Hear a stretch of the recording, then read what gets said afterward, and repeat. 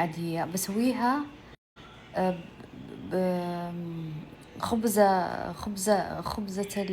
الخبزة الجنوبية جبنية.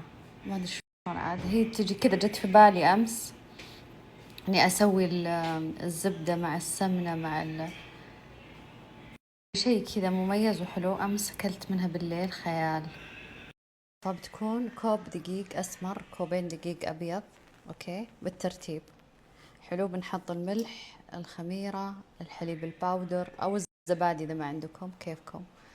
بنحط العسل والبيض، نعجن نعجن نعجن. آخر شيء ملعقتين من السمنة أو الزبدة، أوكي. بعدين بنريحها ساعة، بعدين بنكورها بنحشيها جبن، بعدين بنرجع نريحها مرة ثانية وندخلها الفرن. حطيت كوبين من الدقيق الأبيض، كوب من الدقيق الأسمر، أوكي. الملح، شوفوا ملعقة الشاي، أوكي. الخميرة، أنا ما أحب الخميرة كثير. الحليب الباودر يعطيها دسامة. الحين إيش الفرق بين الحليب البودرة أو استخدام الحليب؟ كلهم نفس النتيجة، يعطونها كذا طعم حلو، أوكي. البيضة،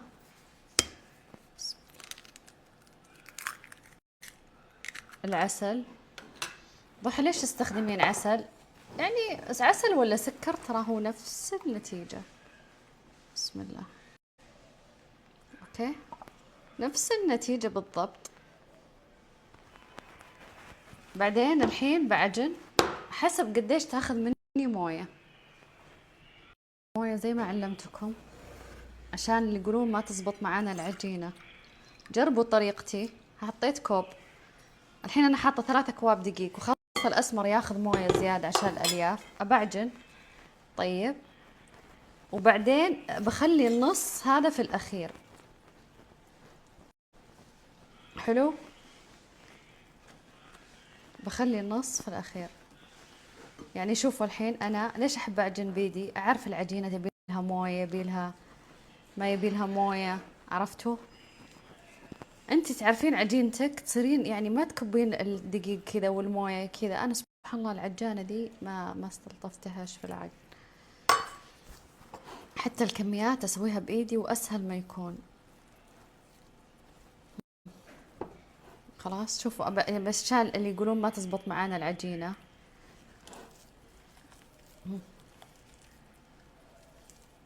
خلاص بدأت تلم، بدأت تصير عجينه. شيلي من تحت وسوي كذا، ها شوفي، ها شوفوا، شيلي من تحت وحطي فوق. الحين يبغى لها هذا شويه مويه، ها خلاص صارت عجينة. خذت مني كوب ونص. كذا ضبطت أنا مقادير الموية.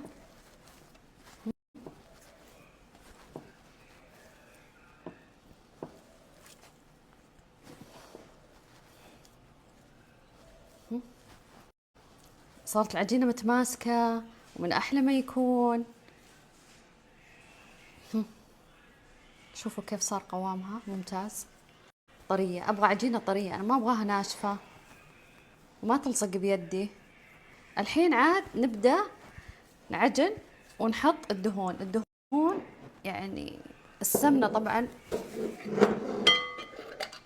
مين يعجن بسمنة أصلا يا ريحة العجينة تصير خيال. نبدأ نحط السمنة، يفرق معاكي مرة كثير، اوكي. الحين بوريكم كيف العجينة بتفصل من يدي وبتصير يدي نظيفة.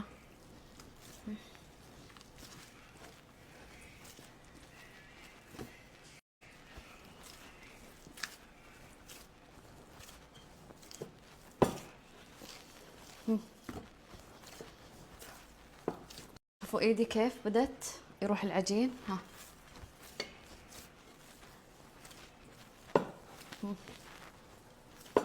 ما يبقى بيدك ولا نقطة عجين وانت تعجنين. اذا كانت عجينتك نفس المقادير اللي قاعدة اقول لك اياها وتعجنين في نفس الطريقة، بتشوفين اللي يدك بتفك من العجين، خلاص ما عاد في عجين في ايدك ابدا. نحط الحين، شوفوا لسه العجينة ها ها شفتوا ايدي؟ ايدي ها. اوكي شوفوا ايدي، ابى عجن بوريكم كيف ما يبقى نقطة بيدي.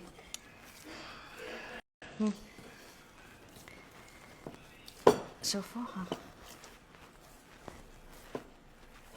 ها تروح، معناته خلاص النتيجة ممتازة.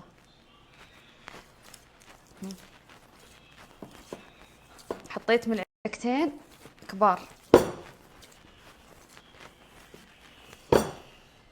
خفت، بحط آخر ملعقة الين ما تصير. أنا أعطيكي أسرار العجينة، الين ما تصير خلاص ما تلصق بيدك أبد، مو تزيدين دقيق.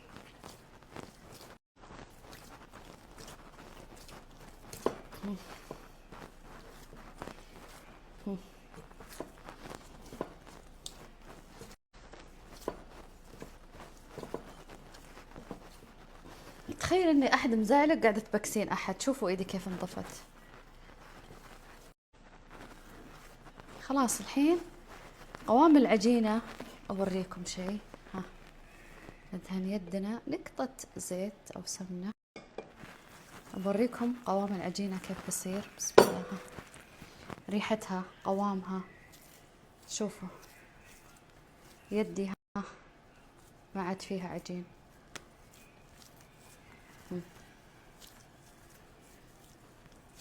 خيال تصير العجينة، خيال قطنة.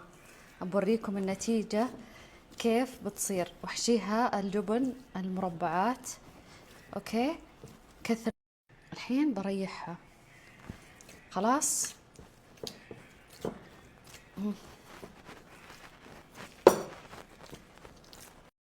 خلاص كذا صارت عجينتي متماسكة وخيالية. أحد مزعلك فشي خلقك بالعجين.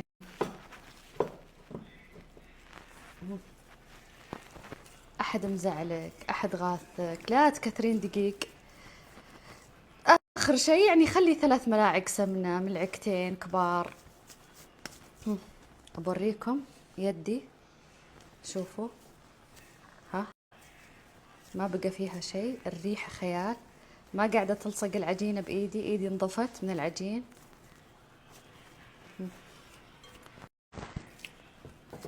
خلاص بنخليها الحين ترتاح ساعة. الحين بنسوي أصابع العروس أو ست زينب أو مكرون. كوب دقيق، بنحط سميد كوب. اوكي انا كنت بسوي خبز تاو بس قلت خلاص كله عجين. هنا بحط كوب ونص دقيق. اوكي بنحط خميرة، خميرة يعني يا دوب يا دوب كذا يعني بالملعقة. شوفوا طرف الملعقة، ما نبغاها كثير. ملح اوكي طرف الملعقة. بنحط سكر، واهم مكون عندي اللي هو اليانسون، يعطيها طعم يمي. وسكر، بجيب السكر وسكر. طيب بسم الله. يعني تقريبا ملعقة سكر او ملعقتين، ملعقتين. حلو. بعدين حنجيب الحين، يعني لازم تنتبهون ايش الفرق. الحين اول شي حطينا السمنة اخر شي. الحين بنحط 3 كوب زيت. اوكي شوفوا قديش مقدار الزيت، شوفوا، ونبثه العجينة. انا لازم احط سمنة تعطي طعم حلو للاكل. بنحط ملعقة سمنة بعد زيادة. اوكي ونبث العجين بيدنا الين ما ايش يصير معانا زي الرمل بالضبط بالضبط بالضبط. بعدين نبدأ نحط الموية. اوكي نبغاها بسكوت. بثوا بثوا بثوا لين ما تصير معاكم ها زي التارت، زي عجينة نفس التارت، نفس المعمول، نفس وش بعد بسكوت، خذوا من تحت وبثوا. ها حنا ما نبغاها تتخمر هذه، بسويها بدري مرة نص ساعة واعجنها. بعضهم على طول، قصدي نص ساعة واقليها، بعضهم على طول يقلونها. اليوم عشان بروح النادي بدري، راح اخلص لي كمان كم شغلة. حنجيب الحين الكاس حق الموية. الحين انا معاي كاستين هنا، بحط كاسة بس بالتدريج، يعني مو كلها. اي عجينة في الحياة لا تحطون الموية مباشر كذا. بعد ما بثيت اوكي وصارت معي بهذا الشكل، ابدأ احط الموية وعجن الين ما تتماسك.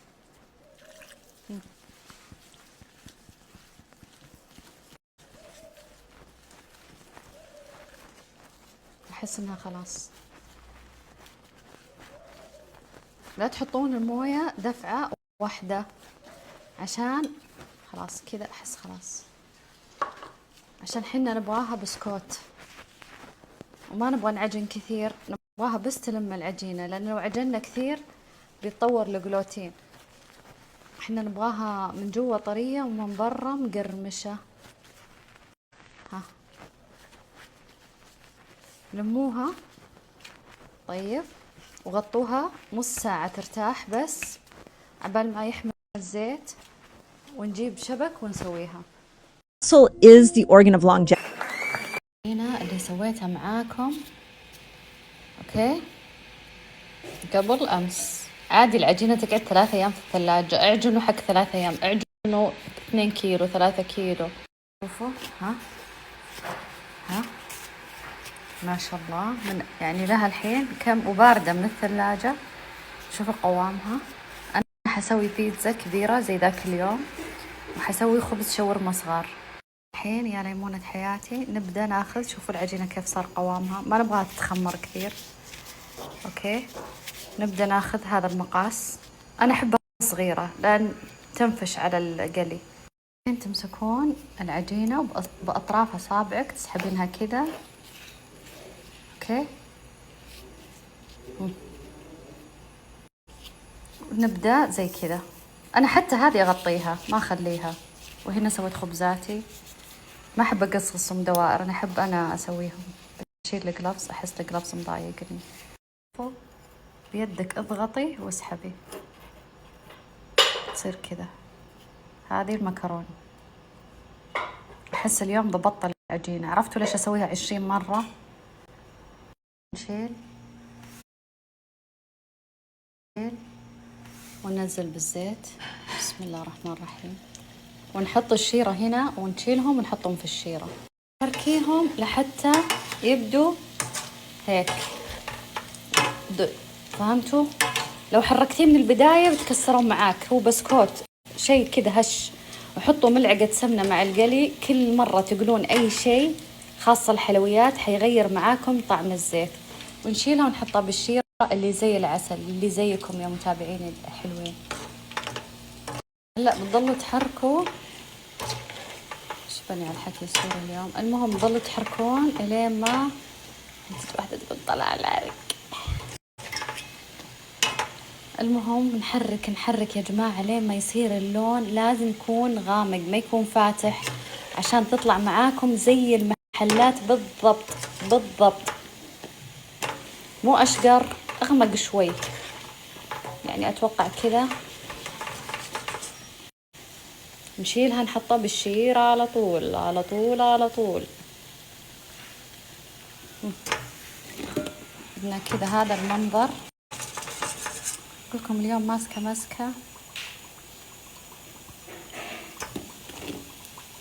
نصفيها من الزيت زين ونحطها بالشيرة. تراها نفس يعني تشبه الشباكية المغربية، نفس الطعم.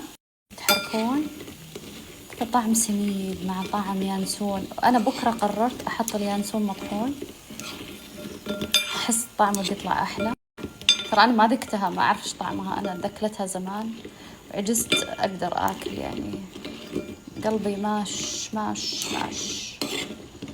بعدين أنا لازم أحكي لكم سالفة ليش أنا ما أقدر أكل حلا. خلاص كذا كذا ممتاز. يعني خلوا الشيرة عشان هذه حتقعد معاكم لحد بكرة مقرمشة.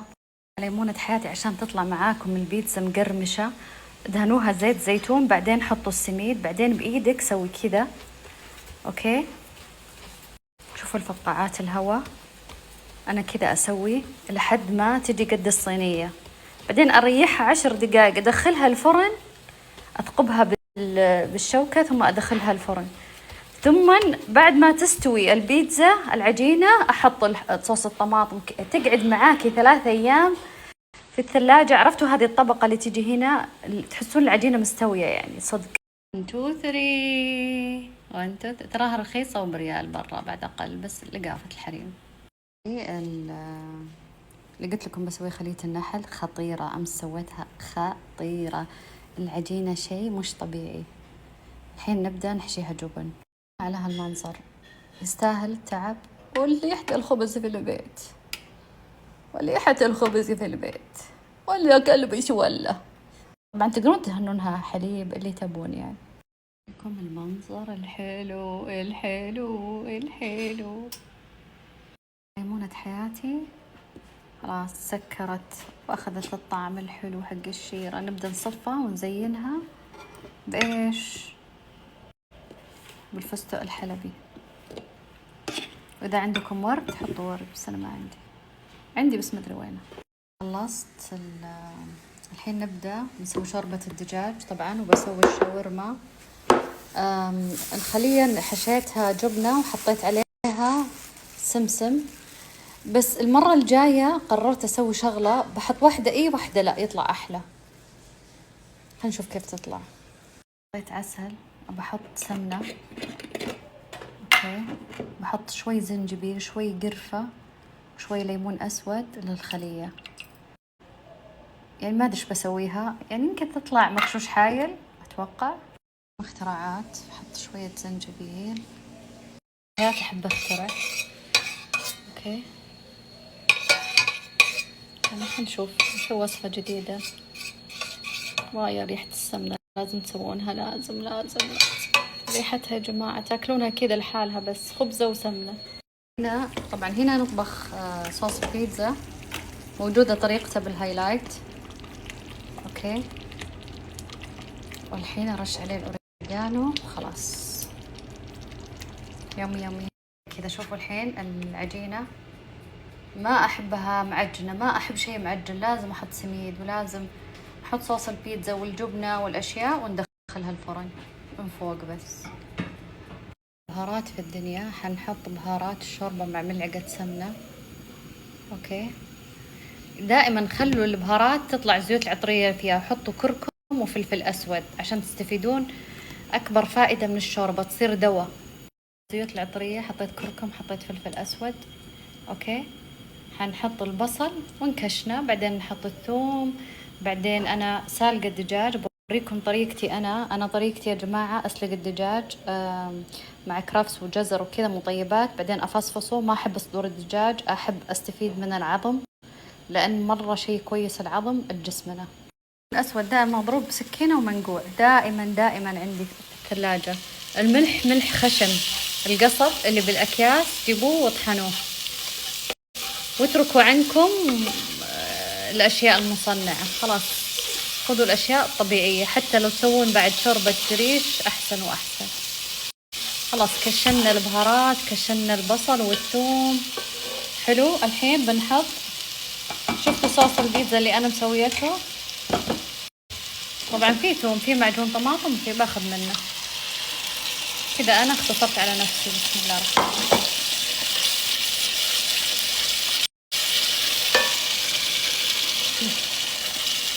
اللي متكشنون مضبوط، واحط موية الدجاج، واحط بسم الله الرحمن الرحيم شوربة الدجاج. لا أحد يقول لي ما في زي الأشياء الطبيعية، تاخذون لكم كولاجين تدفعون فلوس، وانتم عندكم أحسن شوربة دجاج في الحياة. ليش مضيقة صدركم هالفلوس وما انتم مستفيدين؟ ما في زي الشيء اللي زي اللي الله خلقه سبحانه وتعالى. يعني أوكي، يعني أحد يخلي الشيء اللي زي كذا الطبيعي ويروح للشيء المصنع؟ هابك الله بيدك قطع الدجاجة، خليها كذا قطع كبار، كله بروتين. البروتين يا جماعة أساس البشرة، أساس الشعر، أساس كل شيء في الحياة. بروتين كثروا، سمسم، طحينة، خذوا الطحينة على الريق طيب، وبعدين شوربة الدجاج اللي ترم العظم، وادعولي، وتين وجوز. شوفوا كيف بتصير صحتكم.